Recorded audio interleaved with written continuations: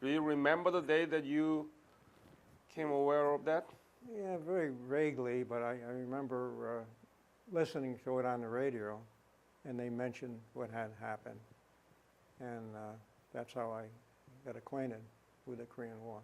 Immediately went to the library to figure out where Korea was. So, Oh, really? yeah, Ah. I'm very inquisitive when it comes to things like that. So right after you listened from the radio about the Korean War, you went up to the library to look it up. To figure out where is Korea and what's going on and so forth. What did you find? Tell me, please. Well, it's rather vague at this point. It goes back quite a few years now. But I looked it up on the dictionary first of all. I went to the encyclopedia. There's a map of Korea, and it gave the whole history of Korea, how it had started, I don't know, somewhere back in what, 1035 or somewhere, 10,035, somewhere way back in that area. Mm-hmm. So I got acquainted with it through the library. And then next day I went back to work, and that was the end of it for actually a couple of years, because I wasn't drafted until I was 20. And that's when I got my letter from the government. When did you receive it? Would have been August of '52. And where did you go to get the basic military training? A place called Fields Point, which is in Rhode Island. Fierce Point? Fields Point, F-I-E-L-D. F-I-E-L-D Point. Yeah. And tell me about the basic training. Okay, well, How was it? It was tough. I had 16 weeks of basic training, and then I learned everything as far as what military had to offer at that point. At that point, it was towards this, well, it was after the Second World War, so I went through basic training with Second World War uniforms, and that's what they had for me at that particular point. Went to Indiantown Gap, which is in Pennsylvania. 16 weeks in basic. Halfway through basic, I had a choice. I could have gone in to become a second lieutenant if I wanted to. At that time, second lieutenants over in Korea were not lasting very long. Right. So I decided I'm not sure I want to go in. How did you know about that? That the second lieutenant doesn't last It long? was pretty obvious what was happening up there at the lines, and of course they would go into their patrols, and you had a second lieutenant that would be leading the patrol. I just didn't want to be leading that patrol, so I stayed as enlisted personnel. Oh, so you are as enlisted or drafted? Well, they call it enlisted. Enlisted, okay. And what they do is, as far as your like US 5115592, that's I remember that forever. That was my identification number. If you joined on your own, you had an RA in place of the US. I see. Did you know that you were headed to Korea by the time? Pretty much, because what happened after basic training, there was a few that went to Germany and to other parts of the country. Isn't it? How do they decide who goes to Germany and who goes to Korea? I think it's a lottery, really. I don't really know but I think it just happens to be that way. They need so many for this, so many for that, and they needed me in Korea. Yeah. Did you, be honest with me, okay? Sure. Did you want it to go to Germany or Korea? Actually, I really didn't care. I was going Come on, Germany was in peace. Yeah. No and combat. that was my heritage, well, Austrian, which is not really Germany, but it's pretty gosh darn close to it. But as far as, I just accepted it. It's like my going to a doctor. The doctor says you got to have this done and so forth. I put my faith in the doctor. And it was the same thing. Well, this is it. I guess I'm going to Korea. I accepted it. I didn't fight it.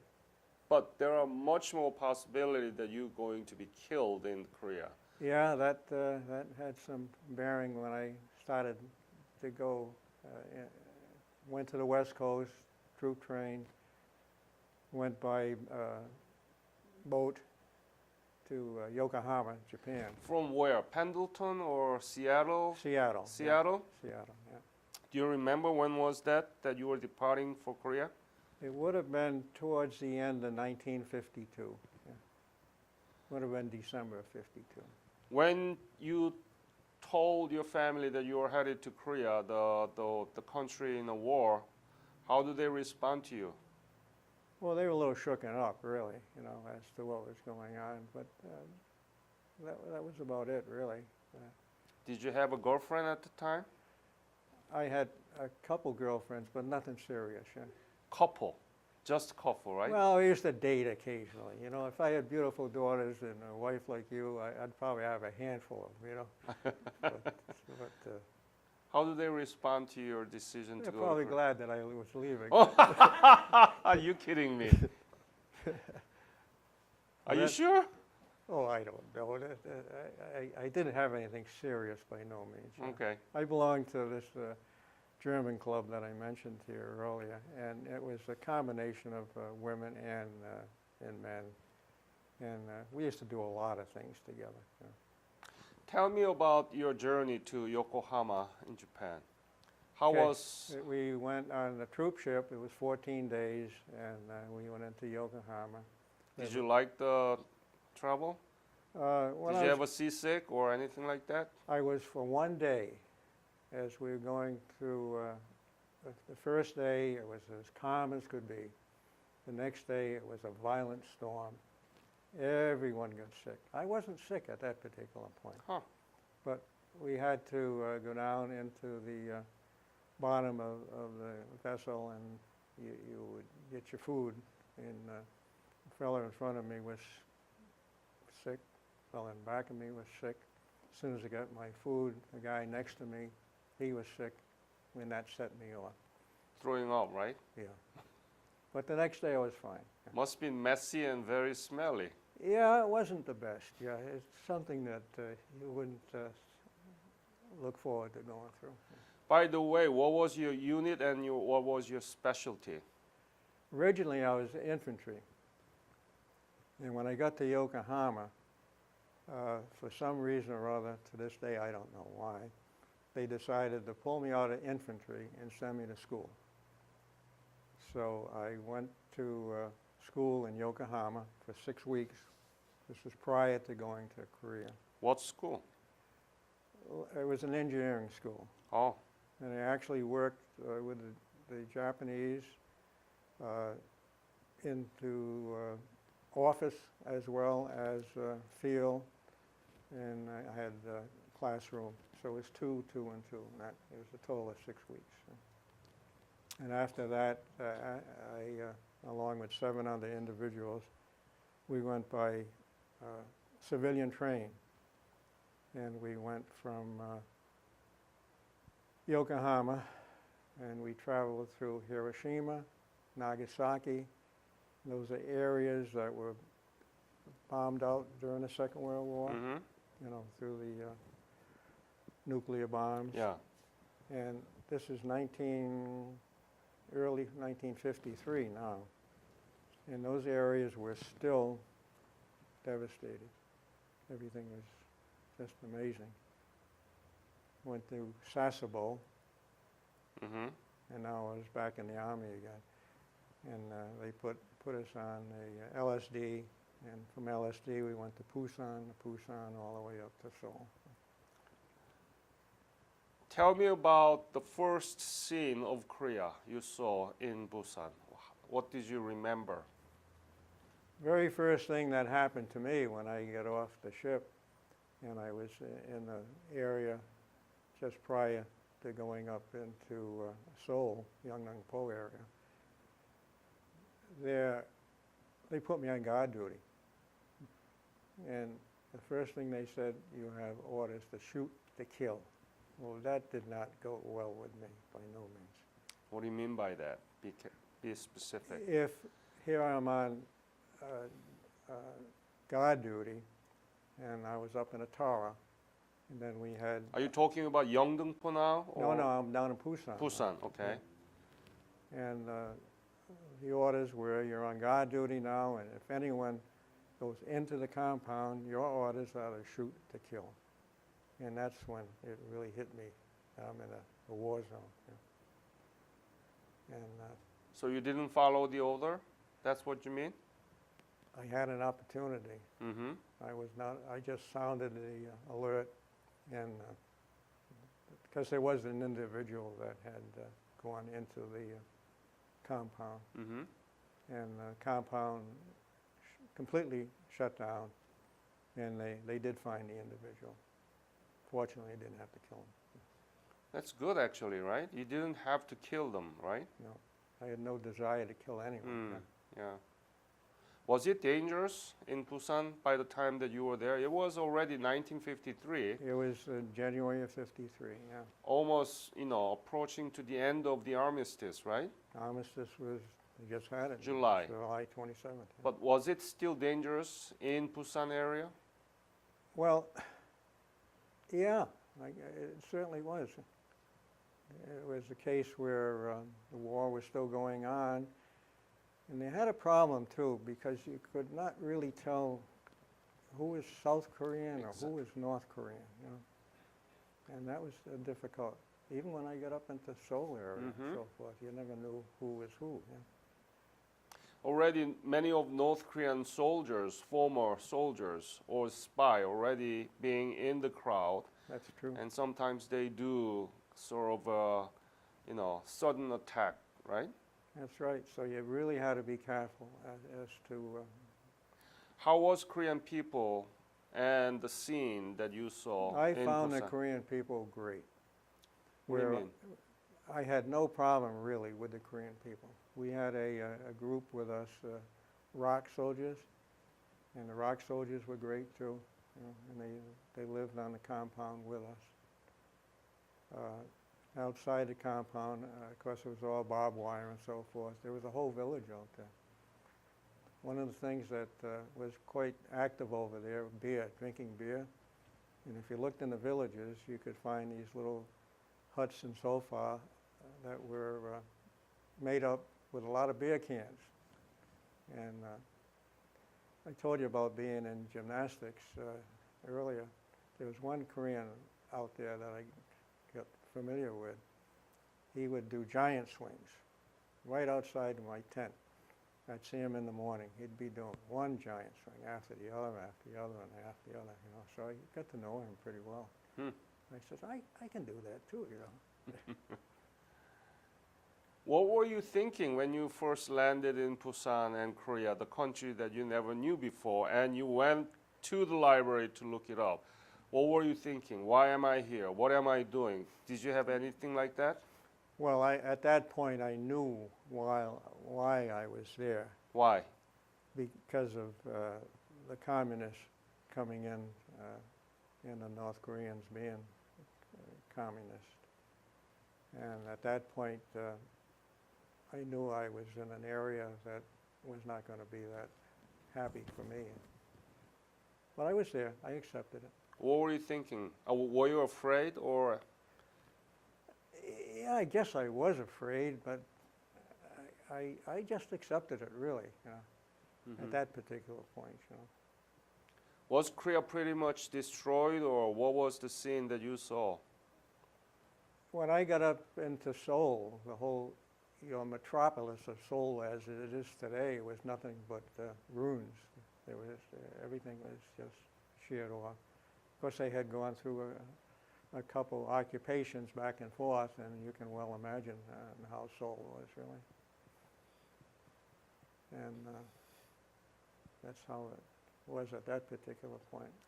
What was your unit? You went to the engineering school. I was put into a field maintenance, 54th field maintenance. 54? 54th. Field maintenance of what? Well, we took care of any maintenance supplies that were needed for any of the areas in Korea, around there. They would come to us through requisitions. We would turn around and we would supply them. If we didn't have them, then we would get them out of Pusan. If Pusan didn't have them, then we'd get them out of Tokyo. If they didn't have it, we'd go to San Francisco, and that's how we was able to get that stuff over to them right away. So was 54th Field Maintenance Unit located in Yeongdeungpo or Yeongdeungpo. Yeongdeungpo? So give me some example. What kind of logistical items that you supply to soldiers? Well, it'd be all mechanical items that were needed, say for instance for trucks, for tanks, any area that was necessary at that particular point. We had a certain amount of them that we would stock, and those we'd see if we could help them immediately with that, and that's how it worked. What was your rank at the time? When I first got over there, I was nothing but a E1. That's the lowest rank that you could be. When I left, I was a staff sergeant. Step sergeant? Yeah. Okay. How much was your salary there? Geez, I don't remember, to be honest with you. I used to send 3/4 of it home to my mother. I know that. So About $100 or what? probably, and I want to say maybe $90 to $100 or something like that. But every payday, because there was really no place to spend it over there, because I was pretty well at the unit all the time. And even if I went into the town, there wasn't any much of a town around there. But what money I had all went back home. Yeah. So you send money 3/4 to your mom? Yeah, I'd keep very little for myself, really. Mm-hmm. Were you a drinker, smoker? I never drank really that much, and I never smoked that much. I don't smoke today. I haven't smoked for 60 years. Yeah. But I was not a keen smoker, and I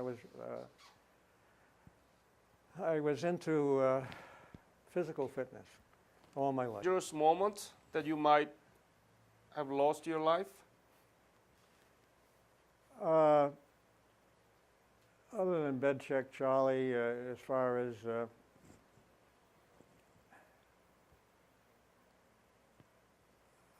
fortunately, I wasn't up on the lines, so I was very fortunate as far as that was concerned. We had guards out there every day around our compound constantly, and they were able to keep what was out there that was bad away from us. Rock soldiers, they were there for us too. So I can't say that there was anything that really got to the point where this might be the end. Mm. When did you leave Korea? In August of '54. Oh. So you were there when the armistice was signed. I was, yeah.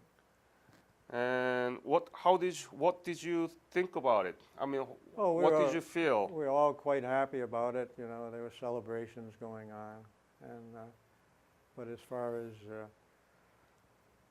how I felt, I was happy. Really, it was kind of nice to know that it's over. It's not over yet after all these years. That's the point that I want to discuss with you about. Have you been back to Korea? No, but I've had the opportunity. Why do you think that we have to teach our young generations about the Korean War? Why? For one thing, we was able to stop communism. That would be one of the main things. Yeah, We was able to put South Korea back on their feet again, yeah. and they've done a remarkable job as far as that part is concerned. As far as the Korean people, as far as the GIs are concerned, they're always having events for us, really. And we've had people come up and they've spoken to us that have come from Korea. And it's just one of those things that it's history. And if you don't teach youth today, it just is forgotten about, really. Do you think that Korea would come like this today? No, I didn't. But I knew that things were changing, because I was over there for, after the truce, there was another year before they finally, I had 16 months entirely over there. And as far as what was happening, as far as Korea, you could see some adjustments that were taking place. You told me about the book that you saw about modern Korea. What do you see? Could you tell me about the Korea now that you know? Well, I've seen a lot as far as pictures. As a matter of fact, the Korean people, last year, we were invited to a place in Lawrence, Mass., and there was a movie that they brought us to. And that took place from the first day of the Korean War and worked its way right on up.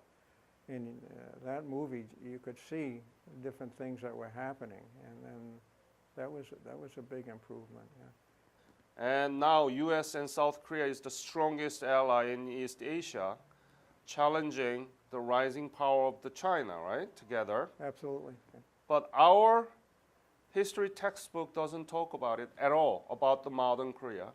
They only talk about the Korean War in a paragraph. Why is that? I don't know, really. It's not right. The Korean War should be right up at the top with all the other wars. No doubt about it. Yeah. My name is Ben Esposito. I'm a rising senior at the Wheeler High School in Providence, Rhode Island. Mm-hmm. And why are you here today? I'm here to learn more about the Korean War from the people who fought in it, the people who helped with the United States' efforts, Uh-huh. and maybe to learn something about interviewing as well. Mm. Did you learn anything about the Korean War from your school and from your textbook? I think, like he said, it gets a very, very small section in our textbooks. I just took a United States history course in my junior year, and yeah, it got 1 or 2 pages, which seems like a lot, but that's still such a small amount. Anything For you important remember from war. that textbook? Let me test you. This okay. is Yeah, this is that's good. SAT 2 world history, okay? Okay. Well, the communists invaded first in about, I think, June of 1950, and they took over most of Korea, I believe, all the way down to Pusan. And then the United States, they came in with a United Nations mission, pushed them back to China, and then China pushed us back down, and it just went back and forth until the armistice, really, with no. Ben, you have to confess, you took that online Stanford course about I Korea. also You I know more about Korea than just from that those 2 pages. You just are did a course at Stanford online about you're Korea. amazing. Actually, Thank you you. described the whole Korean War very good. Thank you. Yeah. You are exceptional. I know. I like American history a lot, so I like to read about it, and I'm able to remember it. And which his is- grandfather was involved. Yes, he was involved. Tell me about it. Well, he wasn't involved. He was not involved from the 1950 to 1953 part, but in the 60s, he was a judge advocate general in Korea. I think during the Vietnam War, he was stationed in Korea. And you told me that you returned to your college, right? I went to college. Originally, when I first got back, we had 2 back-to-back hurricanes here. And my aunt had called me because my other brother was in Korea at that point. Your another brother was in Korea? He was in Korea. He was in Pusan. My brother Bob, he was drafted actually about 2 months after I was drafted. Yeah, but he did go over there, and he was over there towards the very end of the Korean War, and he was in Pusan. Now, he was the carpenter in the family. And so while he was in Pusan, he ended up working with the Koreans, and they did carpentry together. Is he alive now? Oh, yes. He's Where is he? a year older than I. Yeah. Young Dung Po. You saw him? he came up and visited with me. Describe the scene that you saw your brother in Oh, it Korea. was great, really, yeah. And so we had a few days together before he had to go back to his. When I was being discharged from the service, I had to go back down to Pusan. And when I was down there, he was able to get me out of a little compound every night because he had a little pool down there. And I got to know a lot of the workers that he worked with. And I'd go out into the village and we'd actually sit with them. There's no chairs, nothing like that. You sit right on the floor and so forth. But I can remember this one particular night sitting with them and we had a meal. And before we ate anything or drank anything, they made sure that there was no poison, no nothing with that food. They took care of us just like we were family, really. And that was one of the last days that I was in Korea before I shipped back to the States. Tell me about what is the legacy of the Korean War and your service. Why is it important for you? First of all, I think this is great, really. We're getting this on camera, and as long as I didn't ruin the camera, perhaps a number of people will gain something from this here. And as far as my getting involved, the first thing, I really didn't get too much involved with the Korean War vets until I decided to retire from my job. And that's when I really got involved with it. And right now I'm the assistant commander of my group there. But as far as the legacy and as to keeping it, again, active so that people know what took place over there, really. I can remember when I was over there, right after the truce, we had trainloads of prisoners that would come through. And these prisoners were a lot of Chinese and, of course, a lot of North Koreans, too.